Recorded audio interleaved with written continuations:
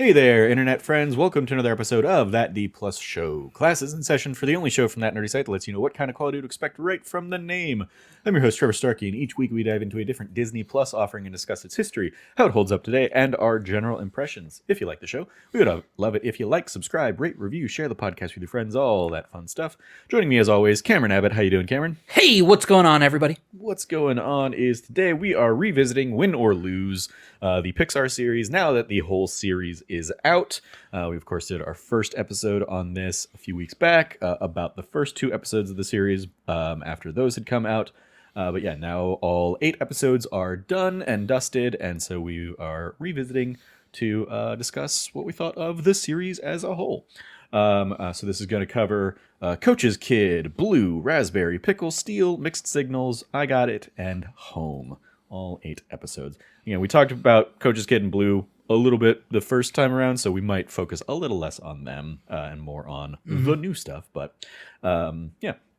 Why'd we pick it? Because the full season is done and wrapped up. Our history lesson here, originally released between February 19th and March 12th, 2025. This is the latest in the Pixar TV timeline of things, following last year's Dream productions, as well as Lego Pixar Bricktoons and Cars on the Road and stuff like that.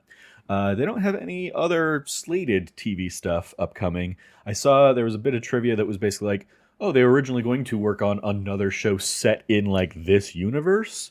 But seemingly that appears to have been canceled in favor of them going back to focusing on film projects. So, okay, makes sense. Yeah. That seems to be more in line with the modern expectation of, Yeah, I think that's the Bob Iger effect. Yep.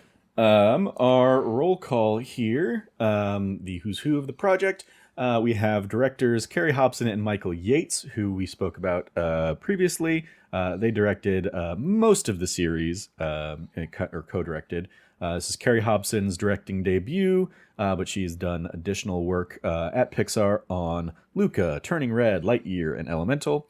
And this is Michael Yates' full-length debut. He was also the director of a short called The Legend of the Flying Tomato, which we talked about last time, was like a little like luchador kind of short. We also have in the episode Mixed Signals, which is the episode centered on Ewan. So the Papercraft episode, I imagine, is what these guys did. Trevor Jimenez and Chris Sasaki directed that one. Trevor Jimenez has directed a few shorts, and he's on the senior creative team at Pixar. And Chris Sasaki, this is his directorial debut, but he's an artist at Pixar. And then lastly, in the episode Home, there's a third director on that one, Home being the final episode. Lou Hamu Ladaj has previously directed the short Borrowed Time, and he's a character modeling artist at Pixar. Our writers, Carrie Hobson and Michael Yates, who were the co-directors for the project, also were like the co-writers of the whole project. This is Carrie Hobson's writing debut as well, and Michael Yates wrote The Legend of the Flying Tomato that he had previously directed, as well as an episode of Craig of the Creek, and an animated short from 2019 called Substance, which I mentioned last time, not to be confused with last year's Demi Moore Margaret Qualley film. Our cast of characters, I've broken this out into our episode foci characters, our 8 characters that are the focus of each episode, and then like supporting cast beyond them. So last time around, we talked about Rosanna Jean Foss as Lori, has a handful of credits going back to 2012. We talked about Josh Thompson as Frank, with credits going back to 2006, including episodes of Young Rock, as well as the Australian version of The Office last year. We also talked about, last time, Milan Elizabeth Ray as Rochelle. She's in the newer version of The Wonder Years from the last couple years, 2021 to 2023. And Rosa Salazar as Vanessa, having been in the Maze Runner series, Bird Box, and Alita in Alita Battle Angel, the movie. Then new to kind of this crew, we have Dorian Watson is Ira, the star of our 5th episode. Little kid with a couple minor credits. Isaac Wang as Ewan, was in The Good Boys. He was also Boone in Raya and the Last Dragon, if you recall that film or watch that film. Kid that's out there like running his boat. Then we have he was in Clifford the Big Red Dog and the Santa Clauses. Chanel Stewart is Kai, who's previously been in the series Family Reunion.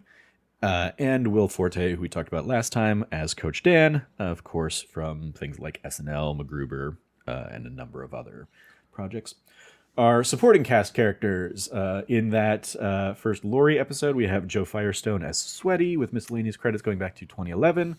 She's currently a head writer over at After Midnight. We also had Rhea Seehorn, who did not end up being a bigger role Nope. that I thought she would because of her, prominence as the star or one of the stars of Better Call Saul. But she plays Carol, Lori's mom. It definitely felt like, maybe she got like some cutting room floor stuff or something like that. In the fact that she doesn't really come back in the Coach Dan episode was like a weird omission, I thought. Yeah. In the Frank episode, we have Flula Borg as Francis the janitor, who's YouTube star who'd go on to be in Pitch Perfect and The Suicide Squad and projects like that. We have Santina Muha is Cheryl, who runs the concession stand in the Rochelle episode, and others, with miscellaneous credits going back to 2014. And Tom Law is the first baseman in that episode, and others. He's in a project called We Bear Bears, and he's also a he's predominantly a storyboard artist on that, and those are really his only other credits. We have Melissa Villasenor as Veronica, one of the PTA moms, who's an immediately recognizable voice from her work on SNL and as a stand-up comedian. Kylie Curran is Taylor, Ira's sister, / Ewan's romantic interest. She's in Dr. Sleep. She's also in the Lego Star Wars Summer Vacation, as well as The Fall of the House of Usher, which you really enjoyed on Netflix a couple years ago. I did. It was awesome. Jalen Fletcher plays Chicken Kev, one of the Bleacher Creatures. He's in a project called Clickbait, a series called Clickbait, and then he was also in the Snowpiercer series. Beck Nolan plays Brian Dyson, the leader of the Bleacher Creatures, with a handful of miscellaneous credits going back to 2018. And Jen Ann brings up the rear as Rin, the female girl Bleacher Creature, with miscellaneous credits going back to 2008. Orion Tran plays Little Ewan, Little Papercraft Ewan in his episode, with a couple other miscellaneous credits to his name.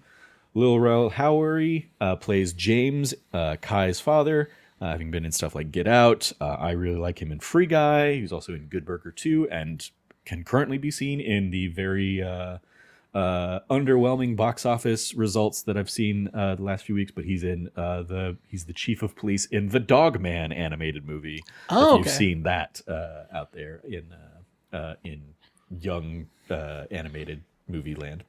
Valerie Ross plays the grandmother, with credits going back to 1993, including The Last Word.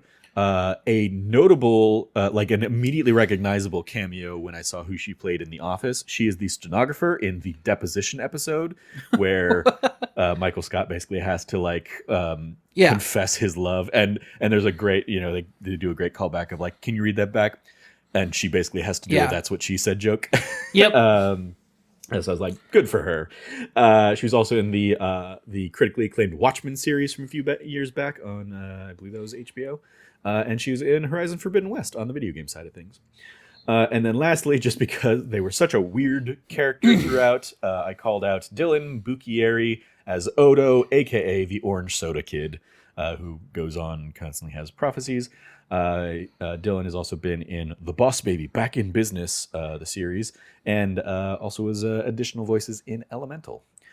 A little bit of trivia here.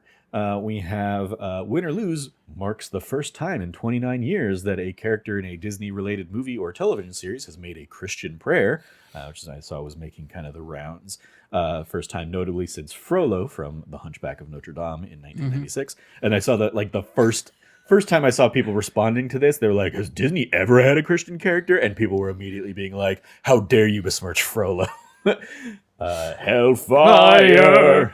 One of the seriously, one of the best Disney villains of all time. Indeed. Just because his performance is so fantastic. I believe I remember Irredeemable, absolutely irredeemable monster. Yeah. But like, what a voice, what a role. I remember back when she was still doing things with Irrational Passions, our good friend Ari O'Neill did like a ranking of Disney songs. Yeah. And I think Hellfire, like if it didn't win, it was like one of the final few. It did not win, but it did make it real high. Was it what, Colors of the Wind? Is that the one that won? No, it was Let It Go. Was it? Oh, okay. Yeah. That makes sense Yep, for Ari. Yep. Fair enough. Everything was up against Let It Go, and Yeah. it's like, and Ari's just like, I'm sorry, it's the best song, and Yeah. it's like, and I'm just in chat, just being like, I don't agree, because Yeah. I was that was the last time I really remember like Hellfire being in the conversation of things. Yeah. So yeah. I mean, Hellfire is just such a banger. I mean, Hunchback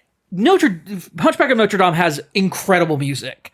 Yeah. The Steps of Notre Dame is one of like just an incredible piece as well. Out There's Out beautiful. There. My favorite, one of my favorite videos that I will just regularly go back to on YouTube if I want to like feel something is I think it's Fifth Street Theater or Sixth Street Theater. It's some theater in, I believe, Portland.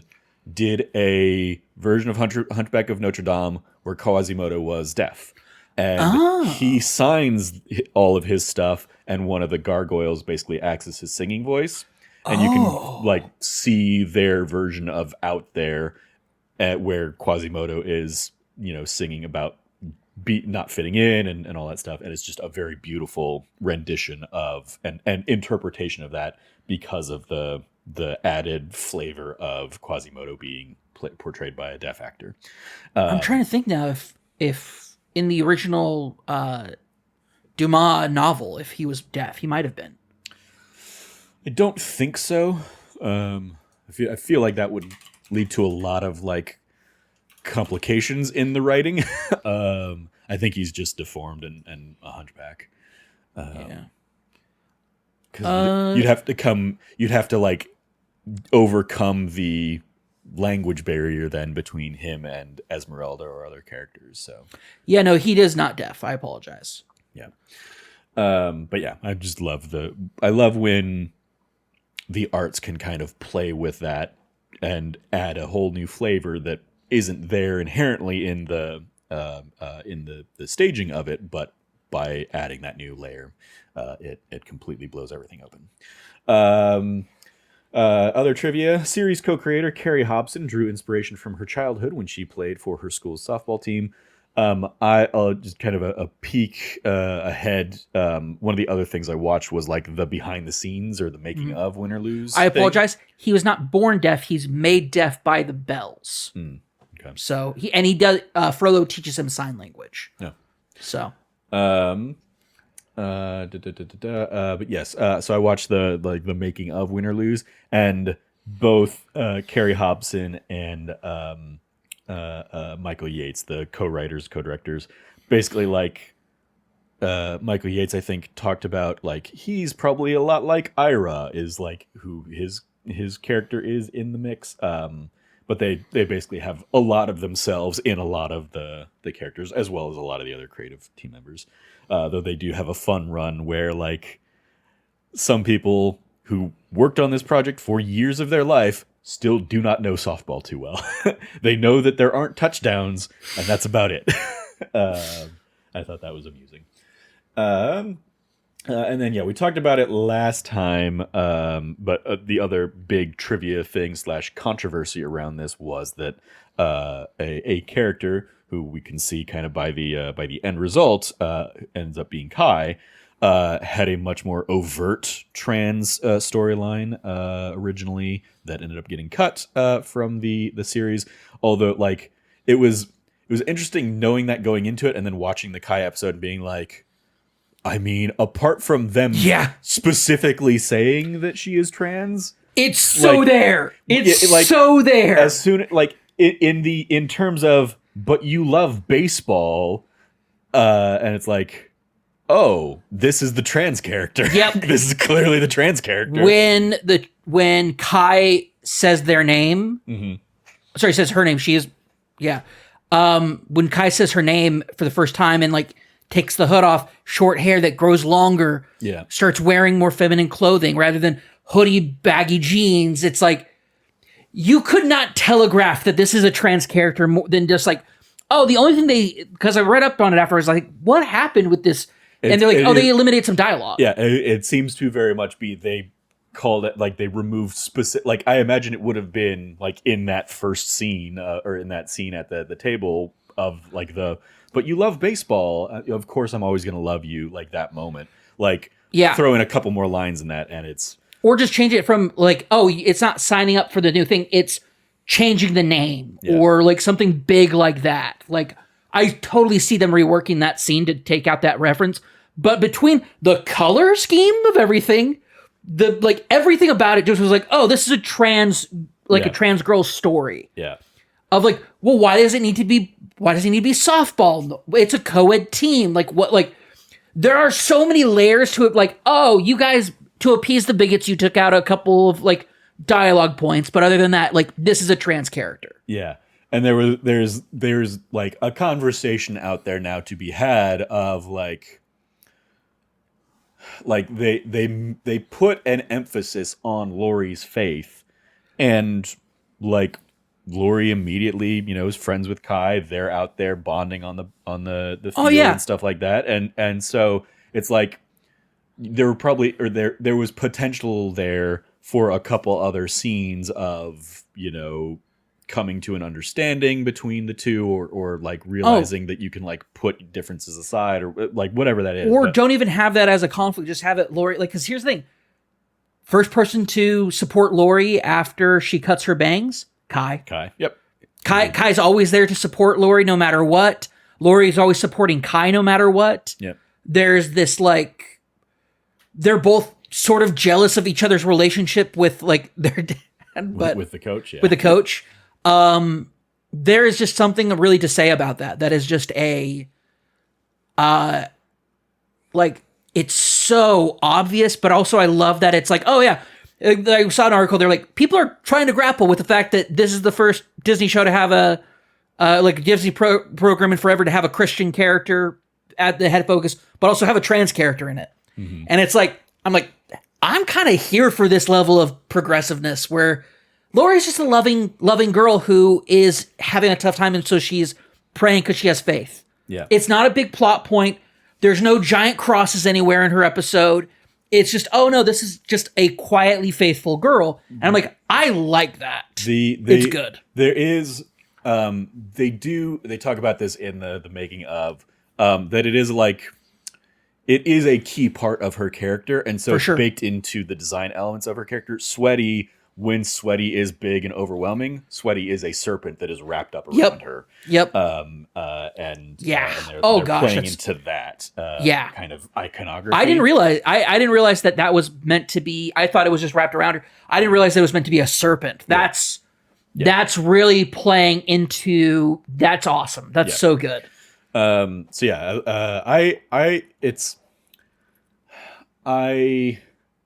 the kind of thing that I feel like, especially now that I think also this last week, the actor who played Spider-Man in Your Friendly Neighborhood Spider-Man came out a month too late to basically be like, hey, my words were misconstrued. I said the wrong thing. Like, it got blown out of proportion. I apologize. Blah, blah, blah.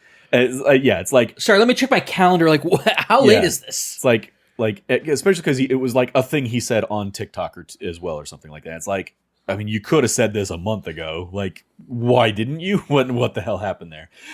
So like weird stuff, but it feels in the same boat of like things that I think got blown wildly out of proportion because of the narrative around everything. Yeah, like, it was like it is disappointing that Disney feels that they couldn't say the word trans in this and use it as a teaching opportunity for kids, families, people that aren't going to, like resonate with that otherwise.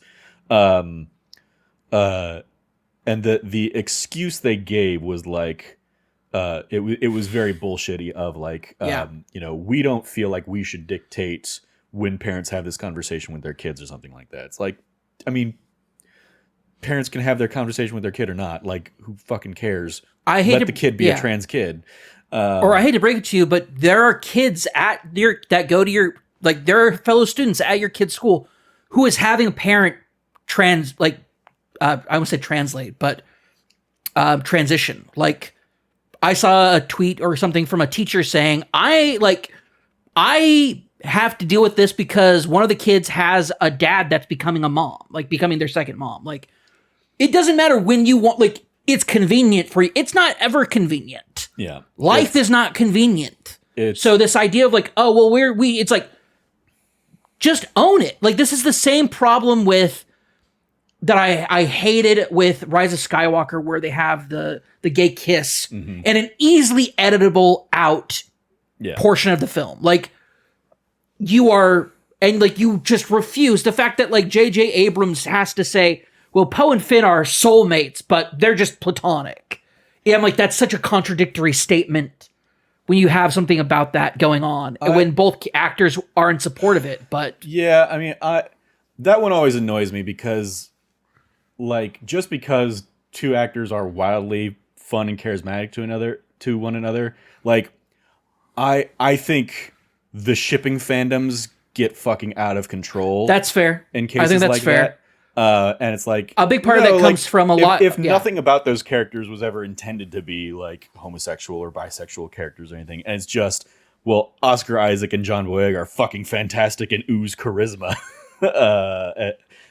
Just let them be great friends together, and I do believe in that idea of, like, yeah, you can have a platonic soulmate, sure. Rather than solely a romantic soulmate. I think that's fair. I think part of this I absolutely agree that, like, them going out and, like, touting and being like, hey, give us all the headlines for us, you know, breaking down this barrier in a very easily editable scene where we need to edit out. Like, Disney has been notorious for doing that in the last 10 years. They will market the shit out of apologies for the language, but they'll market, like, just absolutely to Kingdom Come that the like Pride Day at Disney, right? We have Pride shirts, Pride merch, all of that. But when push comes to shove, they're just like every other corporation.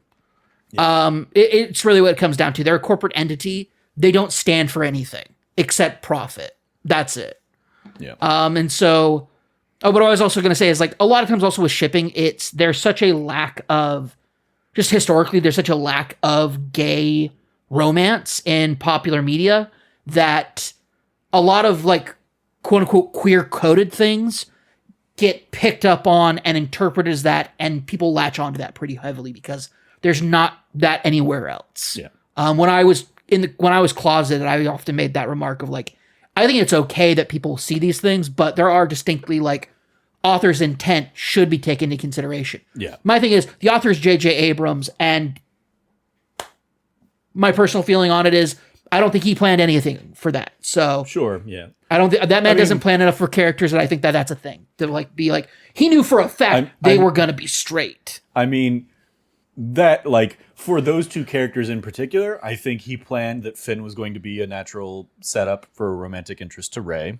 Oh, fair, okay. And notoriously, he did not plan anything that's for true. Poe, and Poe was going to be gone after that's the right. opening. I forgot about that. They loved Oscar Isaac so much that they were like, no, let's have him just magically return halfway through the movie.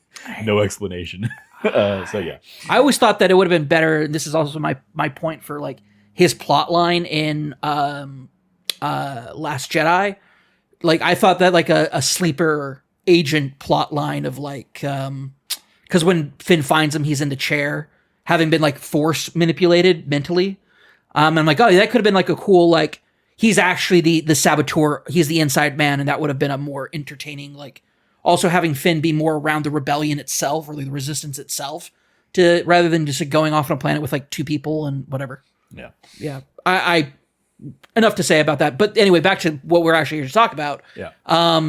Yeah, no, when it comes to this, like, Kai is such a fun character, and Kai's problem isn't that Kai is trans. Like, their issue they're trying to deal with is not that they're trans, which I love. I love that is just a part of who they are, and it's a feature about their character. It's not the defining thing that they're struggling with. they've solved their gender identity, like, dysphoria issue. They're trans. She's a woman. Like, that's it. She's a girl.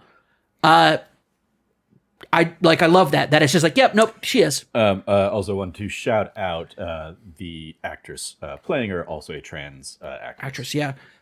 I love that her issue is fulfillment, like fulfilling, not fulfillment, sorry, expectations, like meeting expectations of a demanding parent. A overbearing father, yeah. Who clearly is hung up on his own personal sports history. Clearly, like, there's something going on that, like, things have not worked out for them as a family, where, like, they're now moving in with his mom in an apartment. And is also doing a very coded trans conflict where he keeps calling it baseball instead of softball. Yep. Yeah. It's like, hey, strip out the trans stuff. Cool. We're going to make it all about a transition from baseball to softball, and Dad's going to dead name softball a bunch. Yeah. It strikes me as this is the idea that comes to mind because all the SNL 50 stuff, the Saturday Night movie last year, the Lonely Island and Seth Meyers podcast, they talk occasionally about, like, the things they slide past the censors because the censor, like, they can basically argue their way out of it, and the censor's like, okay, that's fine. Like, you've convinced me that this isn't a dirtier thing than I think it is. When really, no, it's absolutely, like, the most dirty shit if you know the lingo that they're using or something like that. That strikes me as, like, Disney higher up saying, hey, like, pull the trans language out of it, and Pixar, the creative people behind this, being like, all right, we'll follow that directive, but we're still telling a trans story. Yep. And we're just going to do it in a way that, like, the dumbasses who make those kinds of decisions and have no artistic intent or knowledge or critical analysis behind them. Oh, they didn't say trans, so it's good to me. Or, like, it's the people. It's the Doge thing, factor. DEI. Yep. They Control F the script. They don't find trans. Okay, this is good to go. We can greenlight it. Pretty now. much, yeah. I was gonna say it reminds me of an Anthony Jeselnik joke where he was going to be doing like the Tonight Show or something, like doing the stand-up bit, and part of his joke had a reference to a Vietnamese nail salon, and they came to him, or like an Asian-owned, I think it was just Asian-owned nail salon. They came, and the censor came and said, "Hey, that's racist. You can't do that." And he asked them if he could revise the joke so that it was about a, like, Asian railroad construction worker. And the person's like, that's fine with me, which is infinitely more racist. Yeah. Yeah, it's like, it's so much worse. And that was the bit of the joke, is, like, censors are a joke because they're so caught up in the political, like, the current political rate, like, looking out for offensive stuff, that historically something way worse will slide right past them. There's the classic John Mulaney bit of, like, writing jokes for, like, an award show and trying to slide in a joke, especially because I rewatched a Stefan supercut recently, and John Mulaney loves the word midget. Yep. And basically saying, like, I wanted to use that, and the censor said, like, no, you can't use that because that's as bad as the N-word. And his whole gag of, like, no, you know how I know it's not? Because we're saying the word midget, we're not saying the other word. We're not saying the N-word. Yeah. So on the scale of badness, the one that we don't say wins. They are not the same. It's like when people are like, you can't say cracker, that's as bad as the N-word. It's like, no, it's not. And I know that because you didn't say the N-word. Yeah. Anyway. Yeah. Fun little tangent. So yeah, obviously we've been going into the Kai episode in particular, but what did you think of kind of the series as a whole, now that it is all said and done? Man, when you move away from the softball plot line into kind of like the other stuff, I was not having a fun time with it. Initially with like the first, the second and third episode, I was like a little down on because I'm like, I like that we're exploring these characters and their relationship, but I like the big contrast between Coach's kid and Blue. Like the contrast of these two very different people, but we're seeing the kind of the events happen from their perspective getting into a more closely knitted one, like with Rochelle and her mom, was not as interesting to me. That being said, I felt like when you then get a step up with like Ira's episode is a big step up for me. I'm like, once again, we're completely different, but now we're introducing things like the what are they called, the underbench crew, whatever. The bleacher creatures. Yeah, the bleacher creatures. The bleacher creatures are a fascinating aspect of it because we were introduced in Rochelle's episode to Rochelle has the keys and all of that stuff, and I'm like, oh, so she gets like dealing with all of that, like, oh, okay, whatever.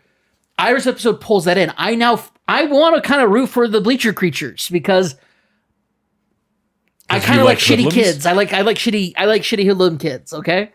No, they're bad kids. They're bad kids. 100%. They're bad kids corrupting an innocent little child who has a very active imagination. Yeah, no, they're bad. They're bad people for sure. Absolutely. I do appreciate that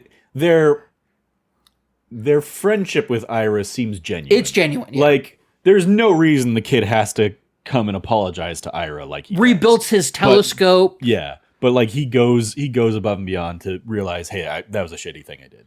We're still bad, and we still want to like steal snacks from the concession shop. But I feel bad that I hurt this kid's feelings, so I'm gonna. It's the levels of like personal morality of like stealing from the institution of the snack stand, completely fine. Yeah, hurting little kid's feelings, not cool. Yeah, that's why I like them. In a moment that was already hyper sensationalized because of all the Rochelle stuff that had just happened, and like their plan is falling apart. They think they're gonna get in trouble because she's gonna go and snitch or whatever. And so, like, he lashes out at the closest thing that's there, and that happens to be Ira, and realizes, hey, I didn't mean to take it out on you. I'm sorry. Here's your little toilet paper roll. I mean, also, like, I like that it's like, I like that they're shitty kids, because it's like, they calling people sheeple, like, that was real sheeple of me. You can say it. It's okay. I'm like, this is such a... Oh, I mean, this strikes me as absolutely 12-year-old Cameron. You need to remember, I was a pro-authoritarian neoconservative when I was younger. So, I still see you. Like, I guess it's the attitude, but instead of like fighting the power, you're like succumbing to the power. I don't know. Yeah. Here's the thing: like, if you took my mentality now and put it in 12-year-old Cameron, absolutely it should have. Absolutely, yeah, 100%. Like, this was very much like my thing was like my teenage rebellion. I have like caring, empathetic parents. My teenage rebellion was becoming a total monster, like emotionally and like mentally, like screw poor people. Like, I was not like I did the flip on like the rebellion thing. Yeah. And then I was like also dealing with being closeted and stuff. Like, I was a mess. I was a mess as a teenager. There's a reason why like it was tough. Anyway, but yeah, no, I love Chicken Kev. I freaking love that character that he never talks. It's just he quacks instead, because it's like, because I love the man thing. It's like, well, he's thinking sheep will expect the chicken to balk, but I'm not a sheeple. So I'm gonna say quack instead. And it's like, it's just the levels of like, yes, this like kid mentality they're capturing perfectly. Also, I love the relationship Ira has with Taylor, of like, he's jealous that Taylor has this boyfriend and won't spend time with him anymore. And that feeds into him falling in with the wrong crowd. I love that his mentality. He's like, well, they're pirates. Like, they're doing piratey things. And I'm like, they're space pirates. They're space pirates. And then they're ship pirates. And I'm like, I love that they like, but they also like are good, like in their heart of hearts, they're good kids, because they see a younger kid who is a bit of an outcast and just immediately like swarm him with attention and affection. Like, there's not like an ulterior motive. There's no ulterior motive that benefits these kids, these teenagers, for befriending this child, other than they like him and they think he's cool. I mean, they do use him as the bait, as the distraction for their plan. Sure. So I don't know if I give them full altruism on that front. That's fair. Yeah. Well, they started hanging out with him, and then they said, we're going to do Snack Shack Attack. So I'll say that episode speaks to and is maybe the best, like one of the best illustrations of why I think like they did a great job of this working as a series rather than like this wouldn't have worked as a film. Absolutely not. Yeah, is the whole Rashomon aspect of like we get introduced to plot threads or ideas from in an earlier episode, and now we see the moment right before that in this other storyline that has been kind of leading up to it, and so we get like a mystery introduced earlier, and we get the payoff and the solution of what happened in this episode. We get a lot of that throughout, but I think that's like when I walked out of the Rochelle episode, I was like, what's the deal with those like bad kids? And so for them to kind of get a little bit more fleshed out in this episode, as well as in the episode with Mom where they're at the party and all that stuff, I liked kind of how those threads started interweaving with one another. Also loved how different people interpreted the party. Yeah. That was such a cool moment where like Rochelle walks in and it's like not just extremely chill, like kind of dead. Wasn't that big of a party. Rochelle's mom walks in, it's party central, it's crazy. I'm like, they're doing this so like the little things about like each individual person's perspective is awesome. It's just so well done. And I love seeing, I was expecting Coaches, like the Coaches episode, the last one, to be a lot more like not as like, oh, he's actually a really cool, good, caring father and coach and everything, but he has confidence issues about like, so he does the little lip scenes under the big mustache, like, well, I think you should be like, I love you so much though, like all that stuff that's like, oh, okay, and then he has to deal with the pressure of like inflating until he finally like, I'm like, oh, he's gonna burst, right? And like, no, he doesn't burst. He inflates to a point, and then he's just like yelling and shouting, and I'm like, the artistic interpretation of that, and also how they kind of slam everybody's styles in together in the last episode, just I think speaks to the quality and level of this show. UN is a great episode because I'm like, okay, here we go.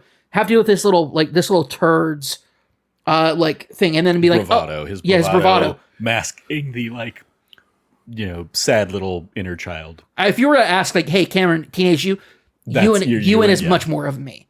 Like inside, there's a little Cameron who honestly is like very much like has so much anxiety that I'm now acting out because that's my response to how anxious I am. Oh, I can't stop talking, or I'm talking way too quickly, or I'm cutting people off because the anxiety of being in an intersocial experience. That's what it's doing to me. That's why people, especially when I was a teenager, they were like, one-on-one, everybody was like, wow, you're so like it's such a great thing. The moment I got into a group of bigger than like 6 people, I would be a completely different person because of the anxiety. So seeing this kind of represented in like a little thing, and then having a little Taylor show up too. They're like, yeah, no, we all have that little like anxiety of like, concern and worry, the little version of us that we, that's made of cardboard. It's fragile. Yeah. Sorry, I really fragile. Get ready for Death Stranding 2. I'm so ready. I really liked going back to the Rochelle and then the contrasted immediately with the Vanessa episode. I really liked like how in the Rochelle episode, because we're seeing everything from her perspective, Vanessa seems like a very like flaky, aloof mom. Yeah. And then we immediately get a 180 on that and see just how much work Vanessa is doing to try and like make things good for her kid while being pulled in a million different directions and not being able to like make ends meet. So she's out there, doing rideshare stuff all the time. And dude, it ends up being like a very, tragic story that is certainly all too real, I'm sure, for a lot of families. And what happens though is we find out it's her 30th birthday. Her daughter's 14 or 15. Yeah. She had she had the child very young. Yeah. She was a teen mom. Like this is when she said it's my 30th birthday, my stomach sank. I'm like, this is why also your kid is so much of a quote unquote like adult. Yeah. The adulting that she does where she gets taller and everything. And she has to be the adult in it when she calls her mom Vanessa. Like that's clearly a pinpoint, but it's not. And it's like, but because you see a lot with teen moms or teen parents in general is the kids end up growing up with their parent. And so there is an off dynamic to it.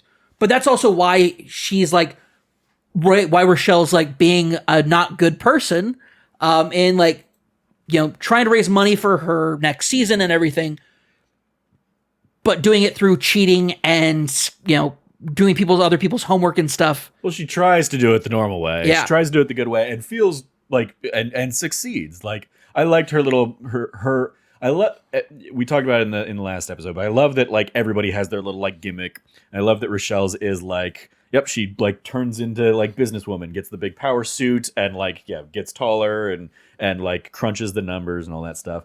And managed to, you know, get her goal from working at the concession stand. Until they come and hit her with the, hey, costs are going up next year. It's another $600. And now, that's going to be, you know, that's a tougher deal to swallow. And she doesn't feel like she can ask her mom. Once again, going back to like the poverty angle of like, oh yeah, no, they like, she's used to not having to be able to rely on her mom for money because money wasn't around. It was tight. Mom buys her the new shoes and she goes, Howard's like, and we know mom is also under the stress of, I just lost my job because baby brother is a biter. I mean, we don't know that at the time. At the time, no. And then in her episode, we find that out. Like, oh, and also she's loved at her job by everybody except the manager, who we all automatically understand is a total creep and like loser. The manager, also the same voice as Chicken Kev. I don't think they're supposed. I don't think they're saying that they are the same character. No. Just the same voice. Yeah, same I think actor. that's awesome. That's great. Great range, Chicken Kev. Yeah, no, I love that, but because I love how he's like, yeah, she says she's sick. Sick of me. Probably autocorrect. And it's like, nope, you're a sleazeball and you're a jerk and people don't like you. You obviously are the thing that makes the people sad and depressed. And Rochelle's mom comes in and just like gives everybody donuts. She's like doing the whole thing and everybody loves her. Yeah. She knows everybody's thing. It's like, okay, cool. As somebody who has worked with that like completely aloof, terrible manager multiple times in my life, that was a bit triggering. Especially the bit where like he lets her go for and she has completely like justifiable like reasons to not be able to be there or whatnot. So yeah, like, fuck this kid. Young adult, but yeah. Kid. I turned 40 this week. No, that's true. Yeah, he's a fucking kid. She's a child.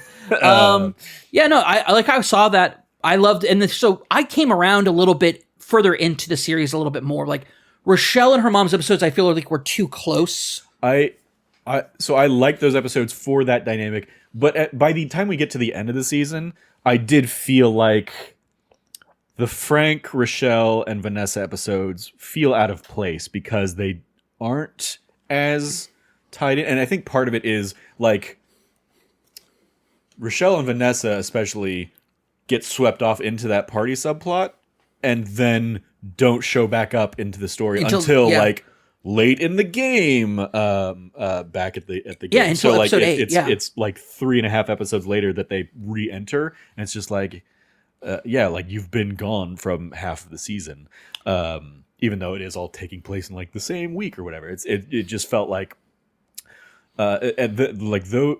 that absence, and then also just the Frank like as the immediate like, oh, we're not just looking at like the students' perspectives. Okay, interesting.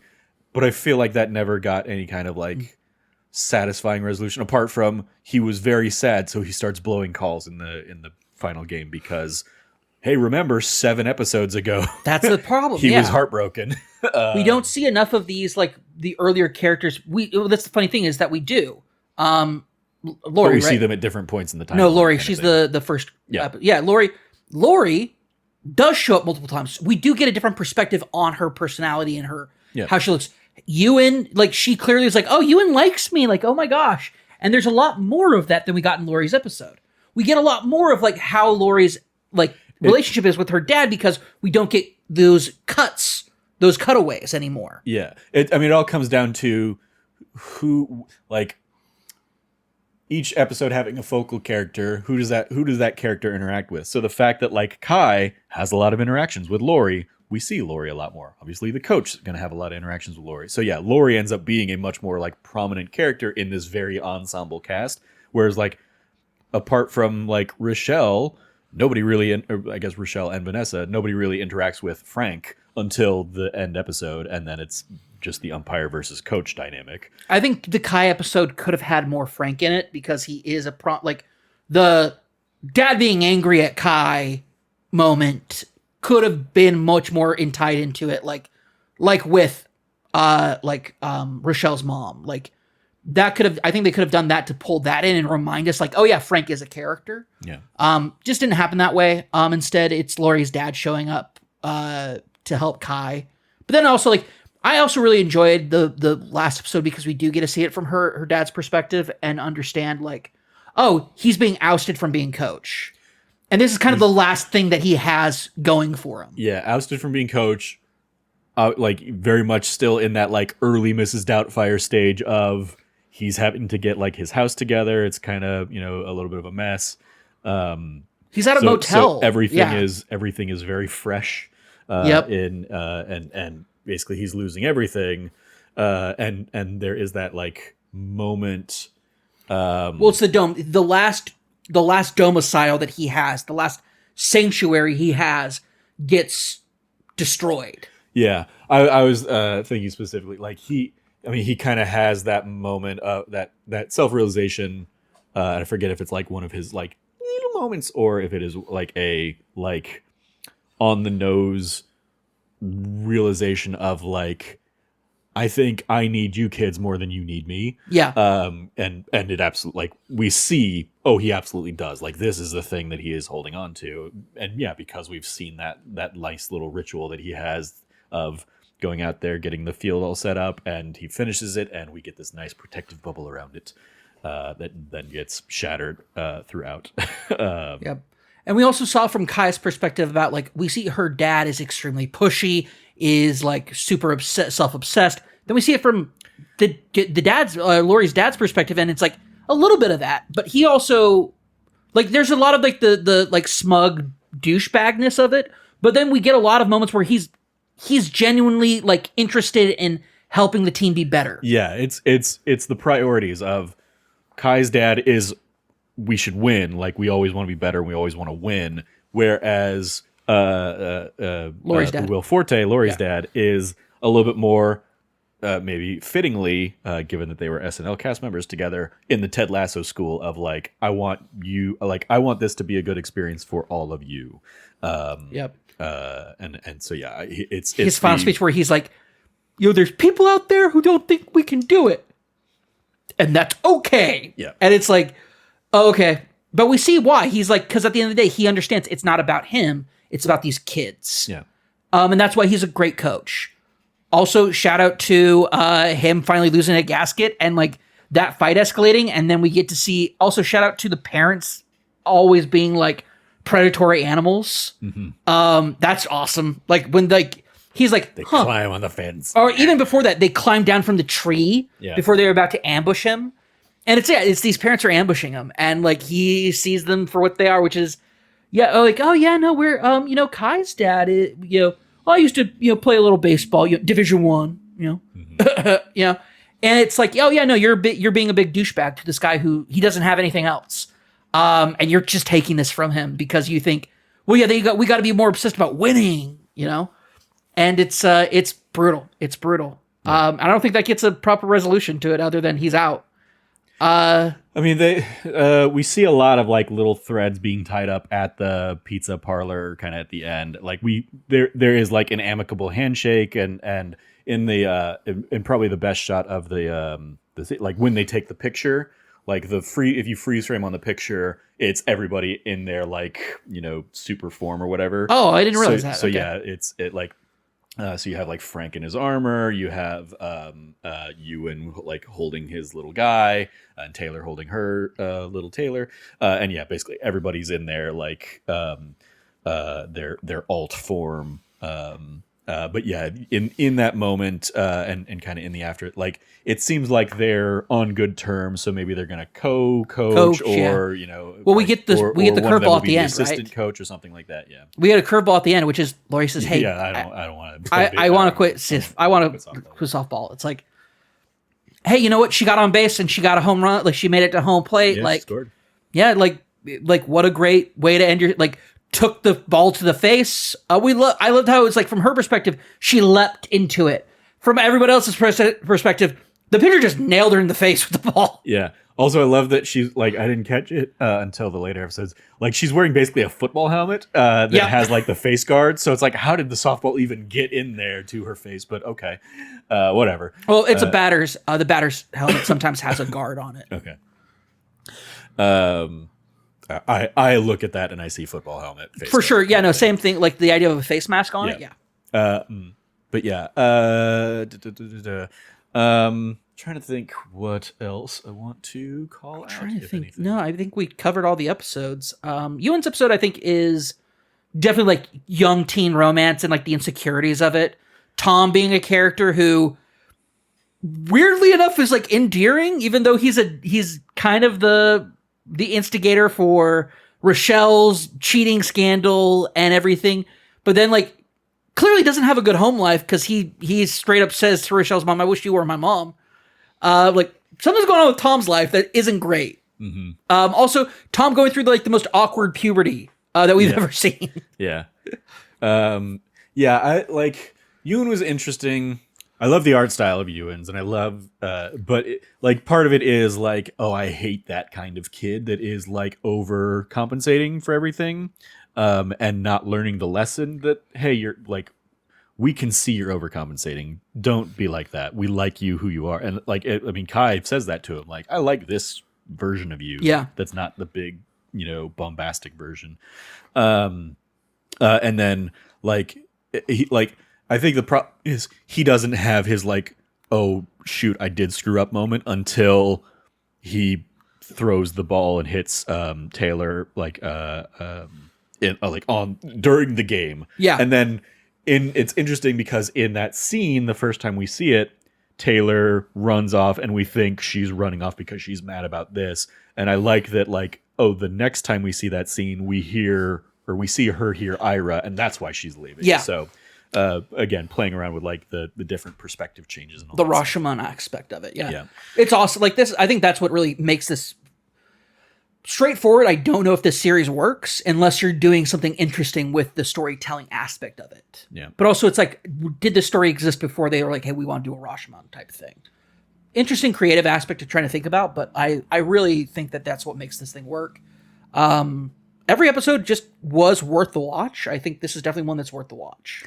Yeah, one of the things I'll call out from the kind of behind the scenes documentary stuff, they talk about like up front, they're like, for our 90-minute Pixar movies, those usually take about 5 years worth of work.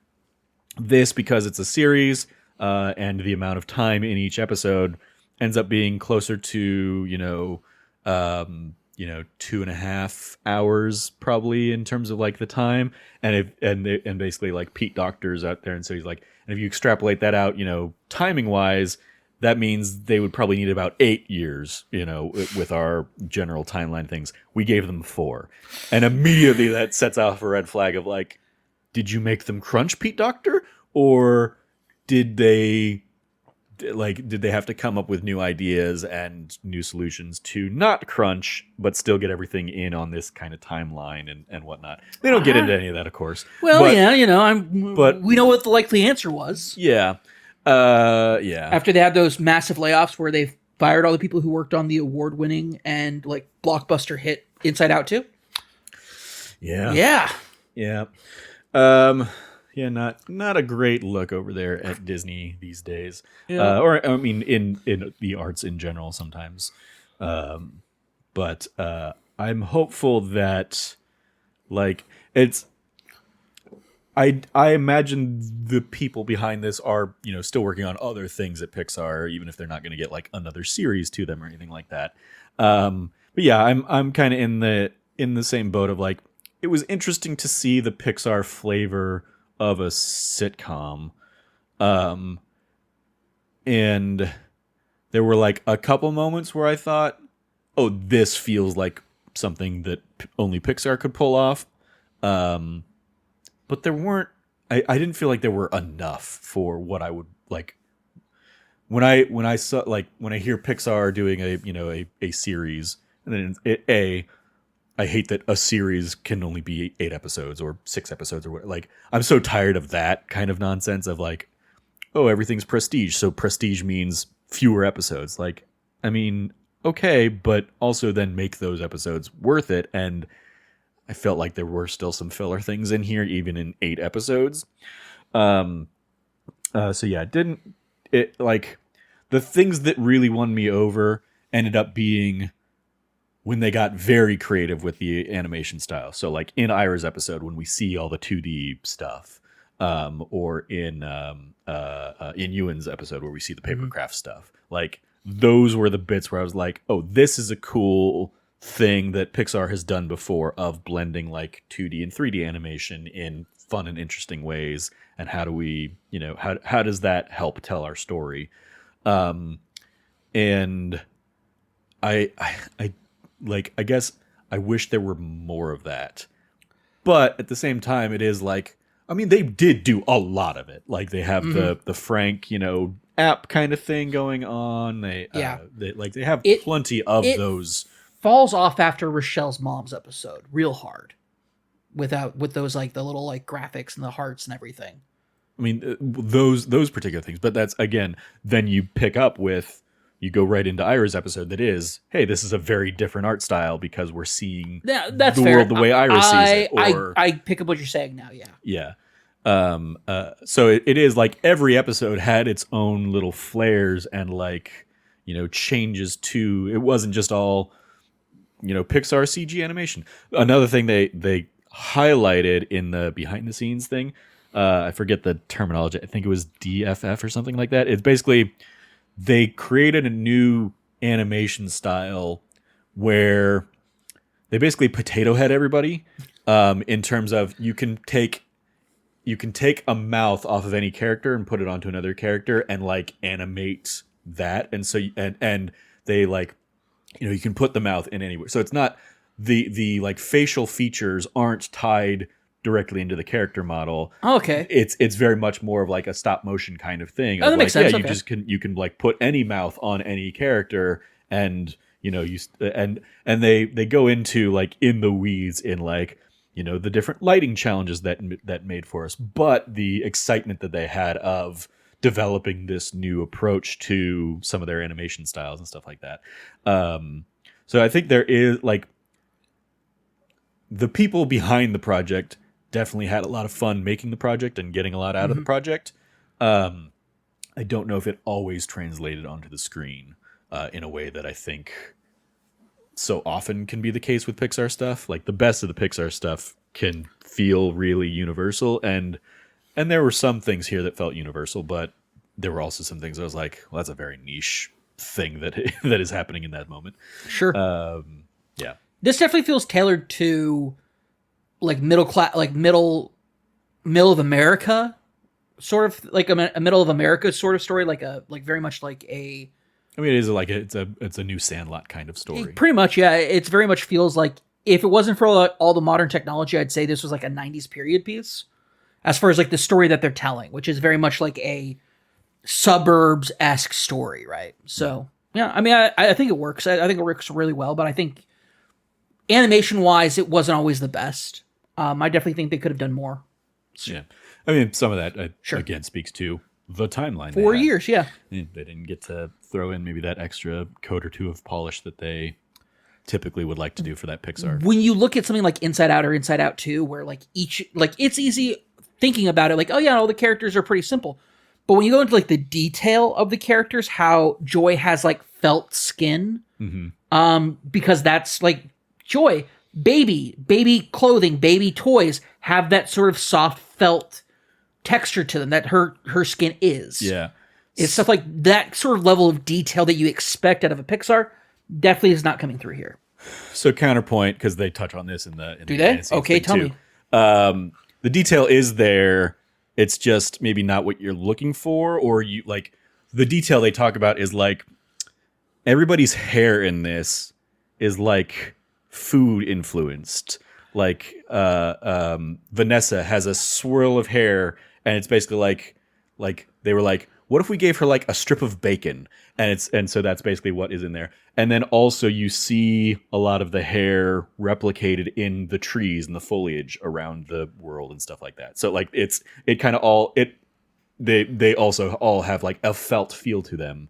Was it the Frank was, I forget what Frank was supposed to, cinnamon rolls. Like Frank's hair is like cinnamon rolls, and different flavors like that. It's clearly not like, Okay. in appearance, but in terms of like the inspiration for different designs and stuff like that.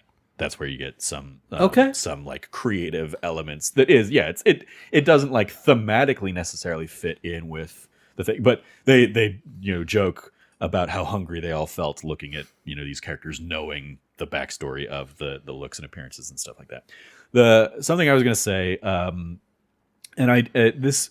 this is not intended to feel or to come across as like in either case derogatory or anything like that.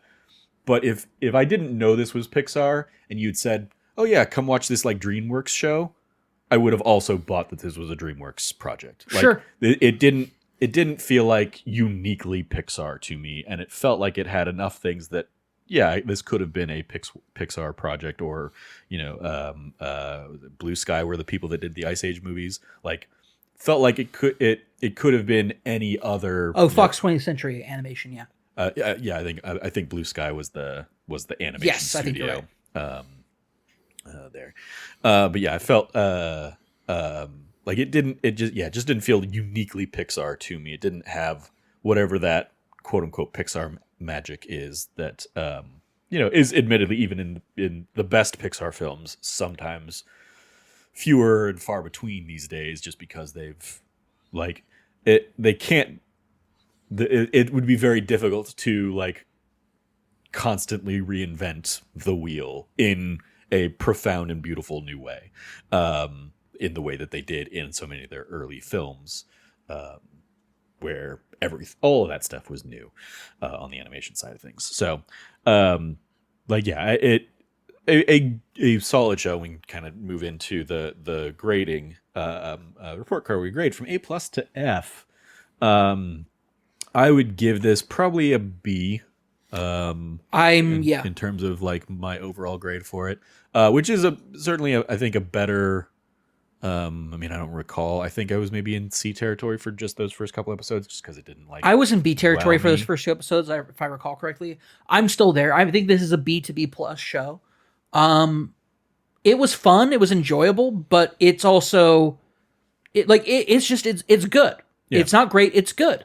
It's really good. I think like we talked about it a lot at the top. I think the Kai story is an incredibly fun standout story because it's a story we don't see told very often in media of like this magnitude. Absolutely, yeah. And while it is disappointing that they didn't, go as far as maybe they could have, they still go plenty far with Absolutely. it. And anybody that is ready to have that conversation with their kids can can talk their kids through like here's what they mean when they're talking about softball versus baseball and here's why when Kai looks at her name on the glove, why it's that important. Yeah. It's like why her being excitedly embraced by this group of people is important to her. Yeah. Like, yeah. It's there's a lot that they're doing here that I think stands out well, but I think there's other stuff that it's like, I didn't feel strongly about this episode. And also, here's why it's like why everybody is so emotional at the beginning when the dad's like, I'll like baseball, but you love baseball. I'm sorry. Like, I will always love you. It's like, that's a weird thing to say. Yep. Going from from baseball to softball. But saying I love you, yeah. When you have the added context of like, of course you're my child, I will always love you kind of emotion. Then it does end up being undercut because we then continue to, or we see him be so overbearing until he comes around at the end and like, I've been overbearing and that's gotta have been hard for you and I'm sorry, and pulls Kai out of the ground. I did love in Kai's like the sinking and Kai's thing being like, flying when she's flying high and sinking into the ground when she's, feeling bad or down on herself. I thought that was, and yeah, just fully like the dad finding her 2 feet under the ground, submerged completely, but yeah. still being able to see her and stuff like that. It's something that I think is like, yeah, that is gearing into A territory for me. But everything else is just, it's not like it's hanging it back, but it like its place is in B, I feel. Yeah, I would say the Kai episode is an A episode, but everything else doesn't really match that. Yeah, it's interesting. The A episodes I would call out are the first episode, Coach's Kid, because that, like, what a great way to show anxiety and all this other stuff with the blob. Then you have Kai's episode, and then I think you have a couple of Iris episode I kind of want to put up there, but it's not, but it doesn't necessarily reach A territory. It's like B plus, A minus territory. Yeah, it, like everything kind of, I'm going to actually, I'm going to bump it up B plus. This is a B plus show for me. Yeah. There you go. Extra credit, other suggestions if you like this. You got Dream Productions, which we did an episode on last year. You got Meet the Pickles, the making of Win or Lose. It's like a 30-minute, behind the scenes special that I talked about a lot. You got Inside Out 2, you got Elemental, you got Cars on the Road, Turning Red, Dog Days, and Luca. Extracurriculars, watching anything else on Disney Plus? You catch up on Daredevil this week? I still have to watch the latest episode of Daredevil. Yeah, I'm super stoked. It's what I'm going to do once I'm done here recording. I'm going back to my parents and watching that. So caught up on it yesterday. Good episode. I was definitely down on episode 3, but this brought me back up a bit and has a couple more like great like confrontation or just kind of conversational scenes. I think. Well, this is where they're bringing back the Punisher, right? Like I saw that in like some like. I mean, I wasn't going to say anything, but he is only like one of the like there are. I think Matt has 3 really, really good conversations with characters in this episode, and it is him talking about like different ideologies. The Punisher being one of them, but I think the other 2 that he has, I forget if I think they're earlier in the episode, are much more fascinating for me in terms of like worldview and also speaking to the moment. All right. So yeah, those really are what are the standouts for me in this episode. But yeah. Trying to think, did I watch anything else on Disney Plus? I don't believe I did. I think I watched, as I said, I watched The Making of Win or Lose, and I watched this week's Daredevil. Born Again. So that is going to do it for this week's episode of That D Plus Show. Thank you, Cam, for joining me to chat about Win or Lose here. You follow Cameron at revcabot.bsky.social. Anything you want to give a shout out to there, Cam? Oh yeah, I want to give a massive shout out to Trevor's. Almost said 40 for 40, but it's that was like the original name that I was running with on it. Yeah, you started putting up your written pieces. I have yet to read them. I'm very excited to break into them when I'm having dinner this evening. I can't wait to read them, and I hope everybody else does too. I retweeted some stuff, but reskeeted some stuff. I'm hoping to put out the word a little bit further, because I think this was an awesome project for you to work on, and yeah, I think people should enjoy it. So. Yeah.